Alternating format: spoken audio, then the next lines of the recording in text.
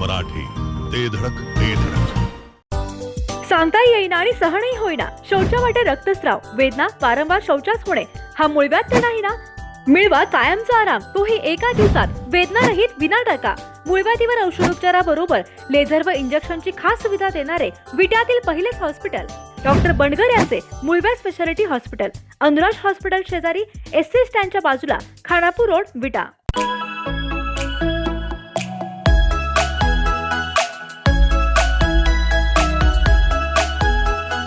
चौदा राज्यातून नाविन्यपूर्ण तसेच युनिक वस्तूंचे कलेक्शन आणि घरगुती सजावटीचे पश्चिम महाराष्ट्रातील सर्वात मोठे दालन म्हणजे विट्यातील ॲरोमेनिया आर्ट गॅलरी. विविध व्हरायटी मधील सजावटीच्या साहित्यावर खास डिस्काउंट ऑफर.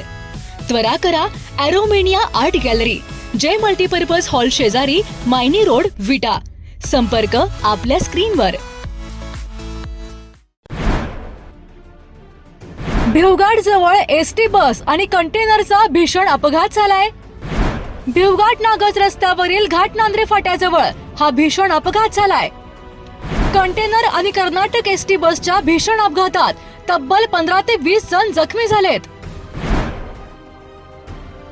या भीषण अपघातात एसटी बसचा अक्षरशः चुराडा झालाय. या अपघातानंतर एसटी बस पुलावरून खाली घसरली आहे.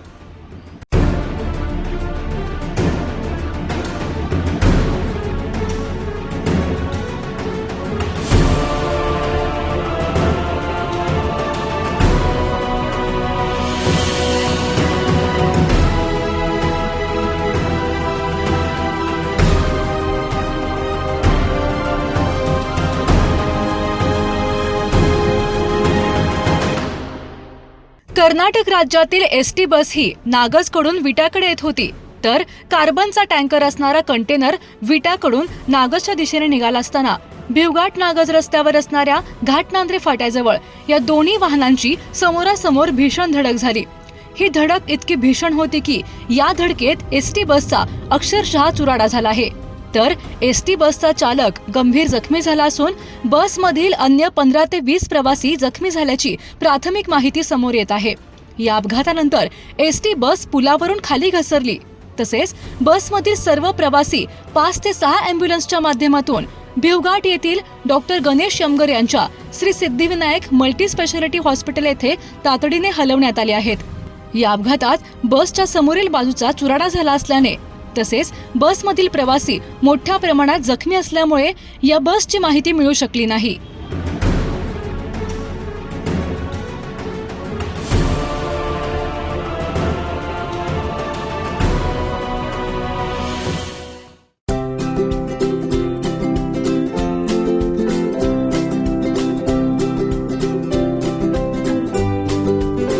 लग्न बस्त्याची खरेदी करायचे आणि आपल्या प्रियजनांना दर्जेदार फर्निचर आणि भांड्यांचा आकर्षक सेट एकदम माफक दरात गिफ्ट द्यायचा आहे, तर आता विट्यातील बालाजी फर्निचर मॉल मध्येच आपली खरेदी करा. बालाजी फर्निचर मॉल, लग्न बस्त्याचे माहेरघर. पत्ता भैरवनाथ मंगल कार्यालय, मायनी रोड, विटा. संपर्क आपल्या स्क्रीनवर. जिओ मराठी, ते धडक ते धडक.